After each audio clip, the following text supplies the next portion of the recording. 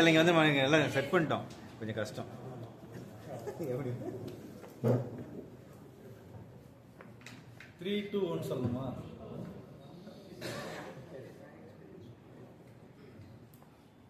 பேசுறதுக்கு முன்னாடி ஒரு பர்மிஷன் கேட்டேன். இல்லை நீங்கள் ஆசீர்வாதம் வாங்குறீங்கன்னு நினைச்சேன். இல்லை, கால் இல்லாமல் கையில் வாங்கிக்கிறேன். ஸோ என் பேர் ராணி. நான் வந்து குரூப் ஆஃப் சவேரா வெஸ்டர்ன் டிவிஷனுடைய ஆன்லைன் மேனேஜராக இருக்கேன். அண்ட் நான் இந்த ஸ்ட்ராட்டஜி நான் எப்படி உள்ளே வந்தேன் அப்படிங்கிறதுக்கு வந்து த ஃபர்ஸ்ட் இன்ட்ரடக்ஷன் இஸ் MFILனு ஒரு குரூப். அந்த குரூப்பில் வந்து நான் ஒரு போஸ்ட் பார்க்குறேன். அந்த போஸ்ட் வந்து எனக்கு கொடுத்த ஒன்று என்னன்னா நம்பர்ஸ், அன்இமேஜினபிள் நம்பர்ஸ். அந்த அன்இமேஜினபிள் நம்பர் தான் என்னன்னா 100 crore. என்னோட குடும்பம் வந்து it's a very poor family with 3 girls at home. So எங்கள் அப்பாவுக்கு வந்து என்ன ஒன்றும் தெரியாது, he was a கூலி. ஸோ அவங்கள பொறுத்த வரைக்கும் என்ன அப்படின்னா வந்து 100 ரூபாங்கிறதே பெரிய விஷயம் தான். எங்கள் அப்பாட்ட இன்னும் கேட்டிங்கனாலும் 100 ரூபாங்கிறது பெரிய விஷயம் எங்கள் அப்பாவுக்கு. ஸோ அப்படி இருக்கிற ஒரு ஃபேமிலியிலிருந்து வரும்போது it's really difficult to imagine the number of 100 crores. அந்த ஒரு போஸ்ட் பார்த்த அடுத்த செகண்ட் வந்து we usually get ஒரு மோட்டிவேஷன் கிடைக்கும் இல்லையா, ஒரு இன்ஸ்பிரேஷன் கிடைக்கும்ல. 100 கோடி ரூபாயா, பாசிபிளா இல்லையா? ஸோ அந்த பாசிபிளா இல்லையாங்கிற கேள்விக்கு வந்து எனக்கு ஒரு பெரிய கொஸ்டின் மார்க். எனக்கு ரொம்ப ரொம்ப ரொம்ப ரொம்ப டவுட். 100 கோடிங்கிறது சும்மா சாதாரணமான அமௌண்ட் கிடையாது. ஆனா அந்த 100 கோடி கிடைச்சா எப்படி இருக்கும்னு சொல்லிட்டு I started dreaming my self. கிடைச்சா ஒருவேளை நல்லா இருக்குமோ, கிடைச்சா சூப்பரா இருக்கும்னு நினைக்கிறேன். அப்போ ஒருவேளை நம்ம வந்து அந்த 100 கோடியை ட்ரீம் பண்ண ஆரம்பிக்கலாம். த ஃபர்ஸ்ட் டைம் நான் வந்து யூ டோன்ட் பிலீவ் இட், என்னோட first investment amount was 1000 rupees. 1000 ரூபாய். ஐ கால்ட் அப் பாஸ்க்கு கால் பண்ணி நான் கேட்ட ஒரே ஒரு விஷயம், நான் சென்னையில இருந்து பேசுறேன், எனக்கு வந்து இன்வெஸ்ட் பண்ணணும்னு ஆசையா இருக்கு, பட் எனக்கு எங்க இருந்து ஸ்டார்ட் பண்ணணும்னு தெரியல, எனக்கு கொஞ்சம் கைட் பண்றீங்களா? அவர் என்ன கேட்டது, எவ்வளவு வச்சிருக்கீங்க? என்கிட்ட அமௌண்ட்லாம் கிடையாது. டு பி ஹானஸ்ட் சே என்கிட்ட அமௌண்ட் கிடையாது. So when he was saying like எவ்வளவு இருக்கோ பண்றதுக்கு ஸ்டார்ட் பண்ணுங்க, but you have to to it in a consistency. நான் சொன்னேன் இப்போதைக்கு நான் வந்து 1000 2000 அந்த மாதிரி நான் பண்ணிக்கிறேன். then he said okay நீங்க மியூச்சுவல் ஃபண்ட் ஸ்டார்ட் பண்ணுங்க. மியூச்சுவல் ஃபண்ட் எதை எடுக்கிறதுன்னு எனக்கு தெரியாது. ஸோ ஐ ஆஸ்க்ட் him, எனக்கு நிஜமா ஒண்ணுமே தெரியாது. I was totally blank of zero. So இந்த ஜீரோல இருந்து ஆனா ஜீரோ எனக்கு 100 crores வேணும். That is my transformation that I really wanted. அந்த ஜீரோங்கிறத மட்டும்தான் நான் ஞாபகம் வச்சிருக்கேன். நான் zero but I want 100 crores. அதை நான் அதையும் சொல்லிட்டேன், எனக்கு ஒண்ணுமே தெரியாது, ஐம் டோட்டலி பிளாங்க். நீங்க என்ன நாள் நினைச்சுக்கோங்க, but I really need your help. அது லாஸா போச்சுனாலும் பரவாயில்ல, I don't want the money at all. யாரோ ஒருத்தருக்கு கொடுத்ததா நான் நினைச்சுக்கிறேன். He also said the same thing. Once you enter into it, உங்களுக்கு தேவையில்லாத மணியை மட்டும் உள்ள கொண்டு வாங்க. 6 மாசத்துல வேணும், 1 வருஷத்துல வேணும், 2 வருஷத்துல வேணுங்கிற காசை தயவு செஞ்சு கொண்டு வராதீங்க. எவ்வளவு உங்களால கொண்டு வர முடியுமோ அவ்வளவு கொண்டு வாங்க. இதுதான் அவர் சொன்னது. So I said 2000 rupees. He told me ஒரு மியூச்சுவல் ஃபண்ட் கொடுத்தாரு, அதுல நீங்க கன்சிஸ்டன்டா நீங்க பண்ணுங்க. I started. எப்பன்னா 2021 செப்டம்பர். ஏன்னா அது வரைக்கும் எனக்கு நிறைய டவுட். அப்போ வந்து பாஸ் வந்து MFIL தான் இருக்காங்க. MFIL இருந்து he started his journey. அதாவது அவங்க நிறைய எழுதுவாங்க, நிறைய பேசுவாங்க. But I started contacting him.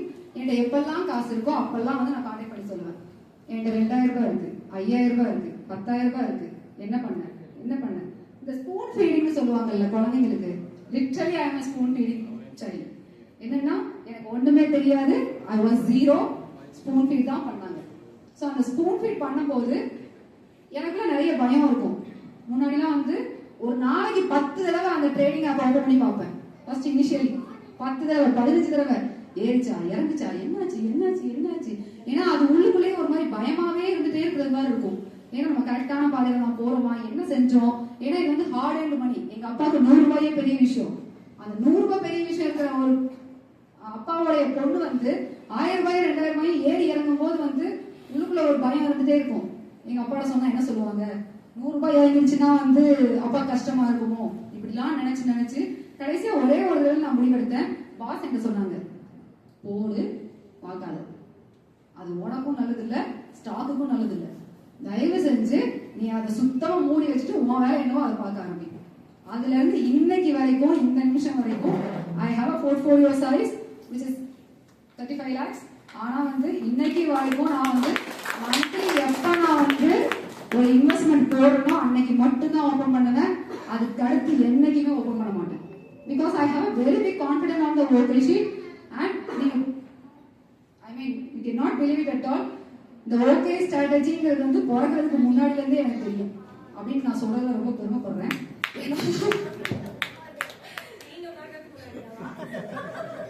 இல்ல பாஸ் வந்து கேரிங்ல இருக்கும் போதே வந்து ஐ வாஸ் அதுக்கு வளகாப்பெல்லாம் நடத்துறது நாங்க தான்.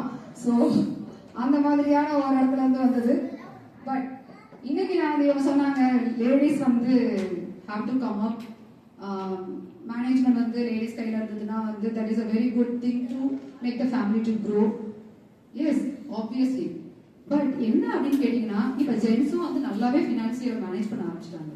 The only thing is as she said அவங்கள மாதிரி வந்து எங்களால ஈஸியா வந்து அப்படி கொண்டு போய் போட முடியல அப்படின்னாங்க. That is obviously true. ஆனா நீங்க எப்படி யோசிச்சு பாருங்க, நீங்க ஏர்ன் பண்ணுங்க, நீங்க ஸ்டார்ட் பண்ணுங்க, நீங்க உங்க போர்ட்ஃபோலியோல போடுங்க. who is going to take care of it? Maybe குழந்தைங்க வச்சுக்கிறதுனால அவங்களால முடியாம இருக்கும். But I wish every one of you to take a step ahead. நான் 1000 ரூபாய் தான் ஆரம்பிச்சேன். Again I am saying my portfolio was 1000 in the year of 2021 September. இன்னைக்கு we are at August 2025 which is exactly 4 years. My portfolio size is more than that I expected. இன்னைக்கு எனக்கு இந்த change நடந்ததுக்கான காரணம் வந்து நிறைய விஷயத்துல வந்து சொல்லலாம், இதுவா அதுவா அதுவா இதுவான்னு சொல்லிட்டு. But the only thing is that I really followed is consistency. ஒரு 1000 ரூபாய் வச்சிருப்பேன், கூப்பிடுவேன், பாஸ் இப்ப போடலாமா, என்னைக்கு போடலாம், இப்ப ரொம்ப குறைஞ்சிட்டு இருக்கிறது மாதிரி தெரியுது, இப்போ now what is the right time to invest now. so the now அப்படிங்கிற அந்த வார்த்தை தான் மேலே ஏறி இருந்தாலும் அதே தான் சொல்ல போறாங்க. what is the possible time to invest now. எந்த டைம்ல இறங்கி இருக்கோ அந்த டைம்ல இன்வெஸ்ட் பண்ணுமா இல்ல now. சோ இந்த நவுங்கிற வார்த்தை வந்து எனக்கு நிஜமாவே வந்து ரொம்ப பிடிச்ச வார்த்தையாயிடுச்சு. இப்போ எப்பெல்லாம் என்கிட்ட காசு இருக்கோ அப்பெல்லாம் வந்து நான் போடுவேன், எப்பெல்லாம் என்கிட்ட இல்லையோ ஓப்பனே பண்ண மாட்டேன். இது ஒண்ணுதான் நான் வச்சிருக்கிற லாங் டேர்ம் இன்வெஸ்ட்மெண்ட்டுக்கான ஒரே ஒரு பாலிசி. நான் அதுக்காக எல்லாரையுமே நீங்களாம் பார்க்காதீங்க, பாத்தீங்கன்னாலாம் வந்து இதா இருக்கும் அப்படிலாம் நான் சொல்லல. நான் என்ன சொல்றேன்னா எனக்காக ஒரு நாள் நீங்க டவுனா இருக்கீங்கன்னு வச்சுக்கோங்க, ஃபுல்லா ஸ்ட்ரெஸ், என்ன பண்றதுன்னு தெரியல, யாரோ ஒருத்தவங்க ஏதோ உங்களை திட்டாங்க, என்ன பண்றதுன்னே தெரியல, நான் உங்க போர்ட்ஃபோலியோ எடுத்து பாருங்க, யூ ஃபீல் சோ ஹாப்பி, டேய் நான் இவ்வளவு ஒர்த்துடா அப்படின்னு ஒரு உங்களுக்கு மனசுக்குள்ள. You are not alone. Because நிறைய இடத்துல நம்மளுடைய கம்பெனிஸ்லயே யாராவது ஏதாவது சொல்லிட்டாங்கன்னா நான் உடனே பண்ற வார்த்தை ஓகே நம்ம கிட்ட ஒரு பேக்கப் இருக்கு, எனக்கு ஒண்ணு வளர்ந்துட்டு இருக்கு பின்னாடி, என்ன மீறி ஒண்ணு வளருது அப்படின்னு சொல்லி நான் எப்பவுமே ஞாபகம் வச்சுப்பேன். that is the only pushing point I have. financial freedom ஆங்க, that is okay ஸ்ட்ராட்டஜியோட வந்து நீங்க I mean okay army, okay soldiers நிறைய இங்க போயிட்டு இருக்கு. பட் அகைன் ஓகே அப்படிங்கிறது வந்து ஒரு கதை இருக்கு. அந்த கதை என்னங்கிறது வந்து பாஸே சொல்லுவாரு, நம்ம சொன்னா அது கொஞ்சம் நல்லா இருக்காது. அவர் அந்த எக்ஸ்பிரஷனோட சொன்னாதான் நல்லா இருக்கும். அந்த நியூ கமர்ஸ் தெரியாது பாஸ், நியூ கமர்ஸ்க்குலாம் தெரியாது. சொல்லு கோல்டன் வேர்ட்ஸ் திருப்ப கூடாது. ஆமா golden words can be repeated, can be repeated, who said cannot be repeated. So this is my story and still I am just going with the flow. Whatever is blindly I am following the street, nothing else. I am not doing anything, I am not making myself critical. நான் book படிக்கிறது கிடையாது, எந்த ஒருத்தரையும் follow பண்றது கிடையாது, எந்த குரூப்பையும் கிடையாது. I just do whatever is in the sheet. அவ்வளவுதான், வேற எதுவுமே நான் பண்ண மாட்டேன், வேற எதுவும் எனக்கு தெரியவும் தெரியாது. ஸ்டில் நான் வந்து அப்போ ப்ரிப்பேர் ஆயிட்டேனா அப்படின்னு கேட்டீங்கன்னா இல்ல, இன்னமும் நான் அதே ஜீரோ தான். ஏன்னா அதே ஜீரோல தான் இருக்கேன். But I can able to achieve what ever I can able to do that. ஏன்னா எனக்கு இப்போ ஒரு பாதை தெரியுது, ஜீரோ தான் இருக்கேன், பட் போறதுக்கான பாதை கிடைச்சிருச்சு. I am just following it. Thank you. அம்மா ஜீரோ பக்கத்துல ஹீரோ இருக்காரு, என்ன பயப்படுறது? நான் எப்பவுமே பேசினா எனக்கு ரைட் சைடுல இருந்து தான் பேசுவேன். Have you ever noticed? பயம்தான். பேசிருக்கீங்களா? சரி பாத்துருக்கீங்களா? எப்ப இவர் பேசினாலும் ரைட்ல நான் நிற்பேன். எஸ் ஐ அம் ஹிஸ் ரைட். இன்னைக்கு வரைக்கும் வந்து என் பேர் வந்து அவரோடதுல வந்து ரைட். சோ ஒற்றை ஸ்ட்ராட்டஜியோடைய ஒரு கை, ஆமா ஒரு கையா மட்டும் தான் இருக்கணும், அந்த கை கிடையாது ஆக்சுவலி. அந்த சைடு யாரும் வந்து நிற்க முடியாது. நான் ரைட்டா இருந்தா யாராவது லெஃப்டா வர முடியுமான்னு யோசிக்காதீங்க. No place for that place. No space. Okay, thank you so much. இப்போ அந்த ஒத்த கை ஸ்டடி அந்த கதை சொல்லலாம். சில கொஸ்டின் சொல்லியிருக்கேன். ஓகே, எல்லாம் ரொம்ப சிறப்பாக போச்சு. இப்போ நீங்க பேசுனதுல ஒரு சில பாயிண்ட்ஸ் நான் நோட் பண்ணி வச்சிருக்கேன். அதுக்கான சின்ன இது ஓகேங்களா. இப்போ வந்து நீங்க ஸ்டாக் மார்க்கெட்டை பார்த்தீங்கன்னா நான் இவ்வளோ லாஸ் ஆனேன் அவ்வளோ லாஸ் ஆனேன் அப்படின்னு சொல்லி ஒரு சிலர் சொல்றாங்க. இப்போ இந்தாண்ட பார்த்தீங்கன்னா நான் வந்து 10 lakhs எடுத்து வாங்கினேன். இப்போ நான் வந்து 27 lakhs எடுத்து பிஸ்னஸ் ஸ்டார்ட் பண்ணேன். ஸோ இது ரெண்டுமே வந்து ஸ்டாக் மார்க்கெட்டில் தான் இது இல்லையா? ஓகேங்களா. ஆனால் வந்து ரெண்டுமே வெவ்வேறு இடத்துல லாஸ் ஆனேன்னு சொன்னது யாருமே வந்து இன்வெஸ்ட் பண்ணி லாஸ் ஆனேன்னு சொல்லலை. ஸோ சொத்து கிரியேட் பண்ணேன்னு சொன்ன யாருமே ட்ரேடிங் பண்ணி பண்ணல. ஸோ நீங்கள் ட்ரேடிங் பண்ணி ப்ராஃபிட், அதாவது ட்ரேடிங்கில் ப்ராஃபிட் பார்க்கலாம். நான் பண்ண முடியாதுன்னு சொல்லலை. நாம் பேசுறது எல்லாமே வெல்த் கிரியேஷன். உங்களுக்கு சின்ன சின்னதாக கிடைக்கக்கூடிய அந்த 100,000 நீங்கள் வந்து திருப்தி பண்ணிருக்கீங்கன்னா ஒரு ப்ராஃபிட். அதை வச்சு நீங்கள் பெருசாக வெல்த் கிரியேட் பண்ண முடியாது. ஸோ ட்ரேடிங்கில் சக்ஸஸாக இருக்கக்கூடிய யாரையும் நான் பார்த்ததில்லை. அப்படி பார்த்தா அவங்க யாரும் வந்து சொத்து வாங்கினதாக நான் பார்த்ததில்லை.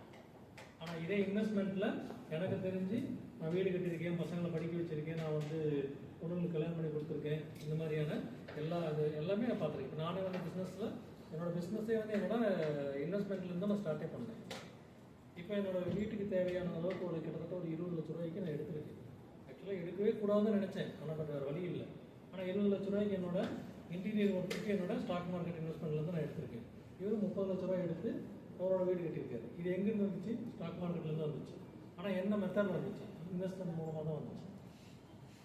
சரிங்களா. அதனால் வந்து ஸ்டாக் மார்க்கெட்டில் நீங்கள் சரியான மெத்தடை ஃபாலோ பண்ணும்போது அதை வந்து பண்ண முடியும். ஏன்னா இப்போ நீங்கள் ஒன் வேலை வந்து நீங்கள் ஆப்போசிட்டில் போனீங்கன்னா எழுதி தான் செய்யும்.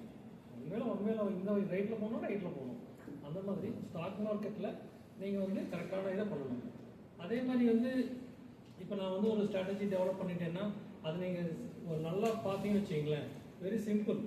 என்னன்னு பார்த்தீங்கன்னா நான் ஒரு தடவை பண்ண தப்பை ரிப்பீட் பண்ண மாட்டேன்.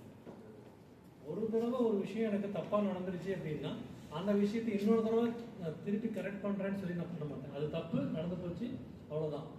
அடுத்த தப்பு பண்ணலாம், ஆனால் அதே தப்பை திருப்பி பண்ணக்கூடாது. அப்போ ஒன்ஸ் நீங்கள் ட்ரேடிங்கில் லாஸ் ஆகிட்டீங்க அப்படின்னா அப்போ அந்த ட்ரேடிங் செட் ஆகலை. அப்போ அதில் ஏன்னா 99% ஃபெயிலியர்னு சொல்லி செபியே சர்க்குலர் கொடுத்தாங்க. அப்போ அந்த ட்ரேடிங்கை நான் அவாய்ட் பண்ணுறேன், என்னோட வெல்த் கிரியேஷனுக்கு ட்ரேடிங் செட் ஆகாதுன்னு சொல்லி நீங்கள் கட் பண்ணிங்கன்னாவே 90% நீங்கள் சக்ஸஸ் ஆகிங்க. அப்புறம் நீங்கள் பண்ணக்கூடிய சின்ன சின்ன இன்ட்ராடே பண்ணக்கூடாது, இந்த மாதிரி ஸ்டாக்கை பிக் பண்ணக்கூடாது. அது மாதிரி எல்லாமே உங்களுக்கு புரிதல் வரும். அந்த புரிதலை நீங்கள் ரிப்பீட் பண்ணக்கூடாது.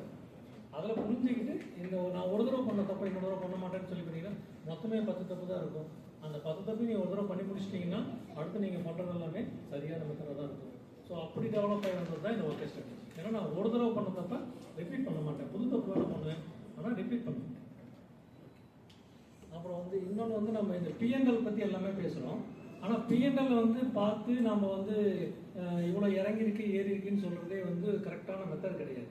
ஏன்னு கேட்டிங்கன்னா இப்போ நீங்கள் ஒரு 1 lakh போட்டிருக்கீங்க, அது ஒரு 1 lakh ப்ராஃபிட் பண்ணி 2 lakh ஆகுது. ஓகேங்களா. அப்போ உங்களோட ப்ராஃபிட் பர்சன்டேஜ் 100% காட்டும். இப்போ நீங்கள் திடீர்னு மறுபடியும் இன்னொரு 1 lakh போடுறீங்க, அப்போ என்ன ஆகும்? இன்வெஸ்டட் அமௌண்ட் 2 lakhs ஆகிடுது, நெட்வொர்க் 3 lakhs.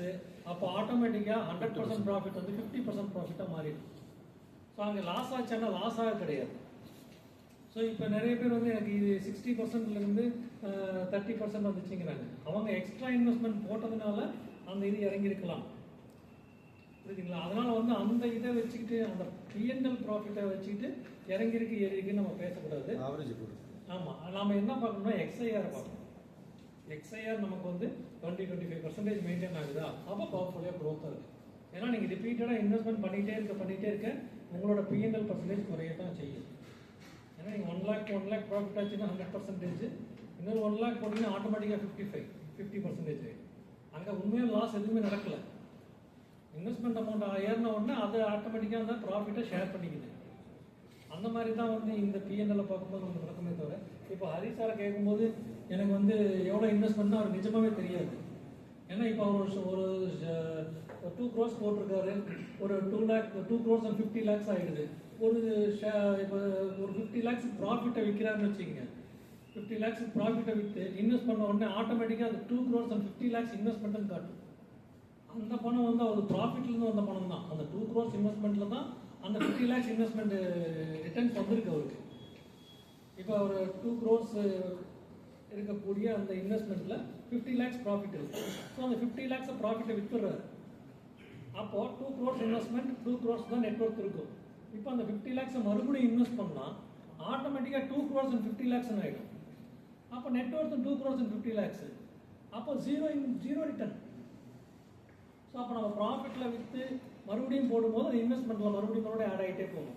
ஸோ இந்த பிஎன்எல்லை பார்த்து ஏறிடுச்சு இறங்கிடுச்சின்னு பார்த்தீங்கன்னா அது கண்டிப்பாக வந்து கரெக்டான மெத்தட் கிடையாது.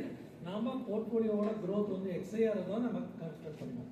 ஓகே, நிஜமாகவே அவருக்கு வந்து எவ்வளோ இன்வெஸ்ட்மெண்ட் ஆகும்னு தெரியாது. எனக்குமே என்னோட இன்வெஸ்ட்மெண்ட் ஆகும்னு தெரியாது.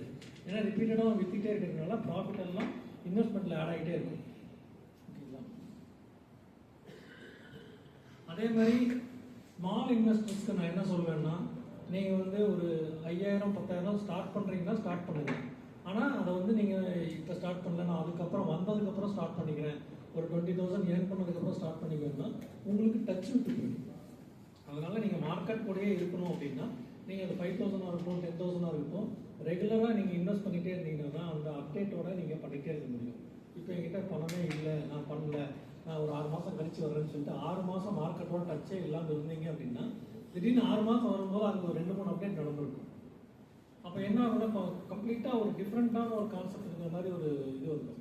அதனால் இன்வெஸ்ட் பண்ணுறீங்களோ பண்ணலையோ ஒரு சின்ன அமௌண்ட்டை உள்ளே போட்டு மார்க்கெட்டோட டச்சிலேயே இருங்க.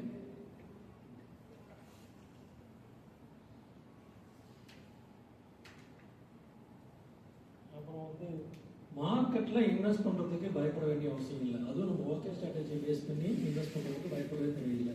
ஏன்னா நம்மளுக்கு வந்து பயங்கரமான ஃபில்ட்ரேஷனான ஒரு பாலிசி. செலக்ட் பண்ணியிருக்கிற ஸ்டாக்ஸ் எல்லாம் நீங்கள் யாருக்கிட்ட வேலை போய் கேட்டுப்பாருங்க, எல்லாமே அவங்கள ப்ரூவ் பண்ண கம்பெனிஸ் தான் நம்ம எடுத்துக்கணும். யாரையுமே நேற்று வந்து கம்பெனி டக்குன்னு பிரித்து எடுத்துக்கணும். எல்லாமே ப்ரூவ் பண்ண கம்பெனிஸ் தான். எவ்வளோ பெரிய ஃபண்டமெண்டலாக இருந்தாலும் அவங்க போர்ட்ஃபோலியோவில் நம்மளோட ஸ்டாக்ஸ் கண்டிப்பாக இருக்கும். அவங்க 1000 அரேஞ்ச் பண்ணி எடுத்துருப்பாங்க. நம்ம ஈஸியாக அவன் வந்து கன்சிஸ்டன்சி மெயின்டைன் பண்ணுறான்னா, ஏன்னா கன்சிஸ்டன்சி யார் மெயின்டைன் பண்ணலாம்? எவனும் இப்போ வந்து அதை கன்சிஸ்டண்ட்டாக க்ரோத் ஆகக்கூடிய கெப்பாசிட்டி இருக்குதோ அவன் மட்டும்தான் நமக்கு லிஸ்டே ஆகும், அவன் மட்டும் தான் நம்ம எடுக்கவே செய்யணும். அப்படிங்கும்போது ஆட்டோமேட்டிக்காக நல்ல ஸ்டாக்காக தான் இருக்க முடியும். அதனால் நம்மளோட ஸ்டாக்ஸை வந்து இன்வெஸ்ட் பண்ணுறதுக்கு பயப்பட தேவையில்லை. ஏன்னா எந்த ஒரு ஸ்டாக்கையும் நம்பி ஒரே ஒரு ஸ்டாக்கை நம்பி நம்ம போர்ட்ஃபோலியோ அவர் சொன்ன மாதிரி அந்த சத்தியமாக மட்டுமே நம்பி நம்ம 8 லட்ச ரூபா போட போகிறதில்லை. 8 லட்ச ரூபா இப்போ உங்ககிட்ட கொடுத்தா கூட நீங்கள் அதுக்கு தகுந்த மாதிரி ஒரு 15 ஸ்டாக்ஸ் எடுப்பீங்க. ஆஸ் பர் அலோகேஷன் 10% 20% அப்படி தான் நீங்கள் வாங்க போகிறீங்களே தவிர தபாலில் கொண்டு போய் எந்த ஸ்டாக்கையுமே நம்ம அப்படி வாங்க போகிறது. ஸோ எல்லா ஸ்டாக்குக்குமே வந்து உங்களுக்கு டவுன் சைடு ரிஸ்க்குன்னு சொல்லி நம்ம வந்து நம்ம ரிஸ்க் பண்ணிடுவோம். அப் சைடுக்கு நமக்கு வந்து லிமிட்டே கிடையாது. ஸோ அது எல்லாமே நல்ல ஸ்டாக்ஸை தான் நம்ம பிக் பண்ணுறோம். அதுலேயுமே வந்து டவுன் சைடு ரிஸ்க்குன்னு சொல்லி சில ஸ்டாக்ஸை பிக் பண்ணிடுறோம். ஸோ ஸ்ட்ராட்டஜி வந்து பயங்கரமான ஸ்ட்ராங்கான ஸ்ட்ராட்டஜி. இப்போ மார்க்கெட் பார்த்தீங்கன்னா ஸ்மால் கேப் இதெல்லாம் ஒரு கிட்டத்தட்ட 30-40% இறங்கியிருக்கு எல்லா ஸ்டாக்ஸுமே. ஆனால் ஓவராலாக நம்மளோட போர்ட்ஃபோலியோ பார்த்தீங்கன்னா 10% தான் இருக்குது. கம்பேர் பண்ணிங்கன்னா ஒரு 1 இயரில் கம்பேர் பண்ணி பார்த்தீங்கன்னா ஒரு 10%. இதுவே வந்து ஒரு நல்ல சைன் தான். அந்த அளவுக்கு ஸ்ட்ராங்காக நம்மளோட போர்ட்ஃபோலியோ நிற்கிதுன்னா நல்ல பர்ஃபார்மன்ஸ் இருக்குது. சிலது ஸ்லோ பர்ஃபார்மன்ஸ் இருக்குது, சிலது பர்ஃபார்ம் பண்ணாமல் இருக்குது. பர்ஃபார்ம் பண்ணாத ஸ்டாக்ஸை தான் நம்ம மாற்றி விட்டுருவோம். அதனால் நம்மளுக்கு வந்து எந்த இதுலேயுமே வந்து நம்ம கவலைப்படாமல் இன்வெஸ்ட் பண்ணலாம். அப்புறம் இன்னொன்று வந்து ஏன் வந்து நான் வந்து என்னோட பிளாக்ல எழுதுன மாதிரி இந்த சொல்கிறேன்ல இவருக்கு இன்னொரு முகம் இருக்குது அப்படின்னா நான் அதை வந்து பர்பஸாகவே தான் அதை மெயின்டைன் பண்ணுறேன். ஏன்னா என்னோட பிளாக் ரைட்டிங் அப்படிங்கிறது வந்து அது நான் ஒரு நகைச்சுவை ரைட்டர் அப்படிங்கிற மாதிரியான ஃபேஸ். நான் அதே மென்டாலிட்டியில் கொண்டு ஒரு மணி சம்மந்தப்பட்ட ஒரு இடத்துலையும் நான் அதே மெயின்டைன் பண்ணேன்னா நான் சொல்கிற விஷயத்துக்கு வேல்யூ இல்லாமல் போயிடும். அதனால தான் வந்து நான் வந்து அங்கே போகும்போது தான் என்னோட அந்த பிளாக் இந்த கவிதைகள் அதெல்லாம் வந்து அது தனி, அதுக்கான ரசிகர்கள் அது தனி. அதில் மணி இன்ட்ரெஸ்ட்டாக இருக்கிறவங்க இங்கே வந்தாங்கன்னா இங்கே என்னோட இன்னொரு ஃபேஸை பார்க்க முடியும். நான் ரெண்டையும் மிக்ஸ் பண்ணிட்டு நான் பண்ணேன்னா எனக்கு கோமாளி மாதிரி ஆகிடும். நான் ஒரு வேல்யூவான ஒரு விஷயமே சொன்னால் கூட அந்த வேல்யூவோட அவங்க வந்து அப்ரோச் பண்ண மாட்டாங்க. இது ஒரு காமெடி பீஸ் அப்படிங்கிற மாதிரி போயிடும். அதனால தான் நான் வந்து அந்த பிளாக் ரைட்டிங் அந்த என்னோடய வாலில் இருக்கக்கூடிய ரைட்டிங்கும் ஃபேஸ்புக்கு அந்த ஃபோக்கஸ் இன்வெஸ்ட்மெண்ட் இருக்கிற ரைட்டிங்கும் என்டையர்லி டிஃப்ரெண்ட்டு. நான் வந்து என்னோடய வாலில் வந்து அந்த ஸ்டாக் மார்க்கெட்டை பற்றி எழுதவே மாட்டேன். ஒன்லி குரூப்பில் மட்டும்தான் எழுதுவேன். ஏன்னா இது வந்து அதுக்கான டெடிகேட்டட் குரூப். இங்கே வந்து நம்ம காமெடி பண்ணுறதோ இல்லை அந்த ஃபேஸ்புக் என்ன ஃபாலோ பண்ணுறதோ என்னோட காமெடி ரைட்டிங்காக பண்ணுறாங்க. அவங்கள போய் நான் பணத்தை திணிக்கிறதோ ரெண்டுமே வந்து தேவையில்லாததுனால அதை 2 பர்பஸாகவே தான் நான் 2 ஃபாலோ பண்ணுறேன்.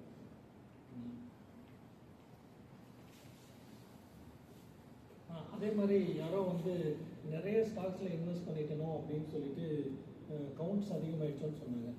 நாம் வந்து லாங் டேர்முக்கு நம்ம ப்ரொஜெக்ட் பண்ணுறோம். புரியுதுங்களா? நம்ம வந்து ஸ்டார்ட் பண்ணும்போதே நம்ம 36 months மினிமம் அப்படிங்கிற மாதிரி ஐடியா வச்சு தான் பண்ணுறோம். ஸோ இப்போ வந்து ஒரு 6 months ஆயிடுச்சு அப்படின்ன உடனே இந்த கவுண்ட்ஸை பார்த்து பயப்பட தேவையில்லை. எல்லாமே as per allocation as per இதுதான் போயிட்டு. ஸோ 36 months கம்ப்ளீட் ஆகும்போது இதுக்கு எல்லாமே ஃபுல்லாக இருந்துச்சுனாவே ஏன்னா அதை பேஸ் பண்ணி தான் நம்ம எடுக்கிறோம். அப்படிங்கும்போது 36 months கம்ப்ளீட் ஆகும்போது ஆட்டோமேட்டிக்காக எல்லா ஸ்டாக்குக்குமான அந்த அலோகேஷன் ப்ராப்பராக ஓரளவுக்கு உட்காந்துருக்கும். அதனால் வந்து நம்பர் ஆஃப் ஸ்டாக்ஸ் அதிகமாகிடுச்சோ அப்படின்னு கவலைப்பட தேவையில்லை. ஏன்னா எந்த அளவுக்கு ஸ்டாக்ஸ் லிஸ்ட் அதிகமாக இருக்கோ அந்த அளவுக்கு நமக்கு மல்டிபேக்கர் பாசிபிலிட்டிஸ் அதிகம் தான். ஏன்னா எந்த ஸ்டாக்கையுமே வந்து இந்த ஒரு 5 ஓகே இண்டெக்ஸில் எந்த ஒரு 10 ஸ்டாக் எடுங்கன்னு சொன்னால் என்னாலையுமே சொல்ல முடியாது. ஏன்னா எல்லாமே பார்த்து எடுத்து வச்சுருக்கோம். அந்த 100 ஸ்டாக்கில் ஒரு 10 ஸ்டாக் மட்டும் கொடுங்கன்னா எப்படி கொடுக்க முடியும்? அதனால் நம்பர் ஆஃப் ஸ்டாக்ஸ் அதிகமாகிடுச்சுன்னு ஒன்றும் கவலைப்பட தேவையில்லை. எந்த ஸ்டாக்ஸையுமே போய் அப்படி இருக்கிற ரேட்டு டக்குன்னு வாங்க போகிறதில்ல. ஆஸ் பர் அலோகேஷன் தான் வாங்க போகிறோம். அதுவும் ஒரு 36 months இல்லை வந்து நம்ம 60 months ரெகுலர் இன்வெஸ்ட்மெண்ட் பண்ணும்போது ஆட்டோமேட்டிக்காக எல்லாத்தோட அலோகேஷனும் ப்ராப்பராக அரேஞ்ச் ஆகிடும். அவ்வளோதான். வேறு ஏதாவது உங்களுக்கு ஏதாவது டவுட்ஸ் இருந்தால் கேளுங்க, பண்ணிக்கலாம். பாஸ் ஒருத்தவங்க மட்டும் இன்ட்ரோ பண்ணாம விட்டேன் பாஸ். அவங்க please with your permission yes can we have a song? Yeah.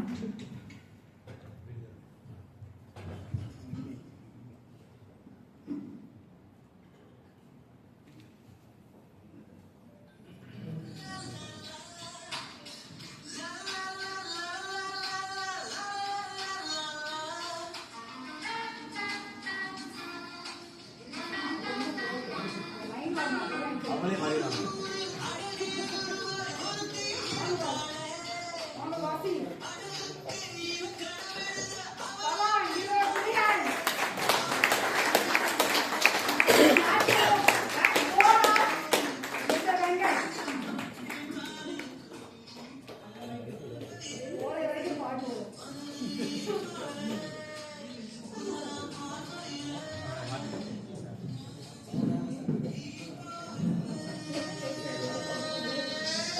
மேலே இருக்குமா?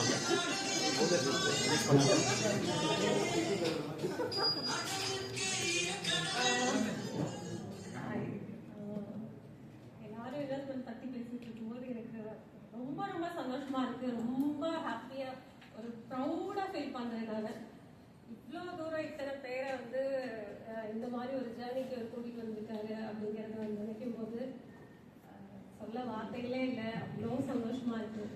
பொய்யெல்லாம் சொல்லல, நிஜமா. இல்ல சில டைம் கொஞ்சம் இருக்கும் தானே, ஒரு வைஃபா டைம் ஸ்பெண்ட் பண்ண மாட்டேங்கிறாரு அப்படின்னு சொல்லி எப்பயாவது சில டைம் எனக்கும் வரும். கேட்பேன், உங்களோட ஸ்ட்ராட்டஜியா வந்து ஒரு நாளைக்கு 5 நிமிஷம் பார்த்தா போதும்னு சொல்றீங்களே, ஆனா நீங்க அப்படி இருக்க மாட்டேங்கிறீங்களே அப்படின்னு நான் கேட்பேன். சரி நான் சொல்றேன். கவுண்டர் டைலாக் கொடுக்காதீங்க, வீட்டுக்கு போங்க ப்ளீஸ். ஃபோனுக்கு ஒரு மைக் கொடுங்க. இல்ல அந்த மாதிரி டைம் ஸ்பெண்ட் பண்றதுலாம் அந்த ஷீட்டோட டெவலப்மெண்ட்டுக்காக நானும் கீர்த்தி உட்காந்து நைட்டா பண்றதா தான் இருக்கும். தவிர ஸ்டாக் புக்கிங்காகலாம் எந்த இது நான் பண்ண போறது இல்லை. அது கீர்த்தி நானும் உட்காந்து ஒரு டெஸ்டிங் பண்ண உட்காந்து வச்சுக்கோங்க. அதெல்லாம் வந்து விடிய பண்ணுவோம். அதெல்லாம் 4 கணக்கில் போவோம். ஏன்னா அது ஒரு சின்ன இடம் வந்துட்டாலும் கண்டுபிடிக்க முடியாது. ஆனால் அவரும் 2 பேருக்கும் டைம் டிஃபரன்ஸ் வேறு. அவர் வீட்டில் இருக்காரு, நான் இங்கே இருக்கேன். அப்படிங்கும்போது அப்போ நான் நைட்டில் உட்காந்தா தான் அவர் பக்கம் உட்கார முடியும். ஸோ அந்த மாதிரி டைமில் உட்காரதானே தவிர ஸ்ட்ராட்டஜியில் வந்து நான் ரொம்ப மெனக்கணும். ஆனால் அதை தான் சொல்ல வரேன். டைம் இவ்வளோ எடுத்துக்கிறீங்களே அப்படின்னு சொல்லி தான் சொல்ல வந்தேன். பட் அப்போ அவர் சொல்றது வந்து நான் மட்டும் பண்றதுன்னா ஜஸ்ட் பார்த்துட்டு போயிடுவேன். என்ன நம்பி இத்தனை பேர் இருக்காங்க, அவங்களுக்கு நான் சரியானதை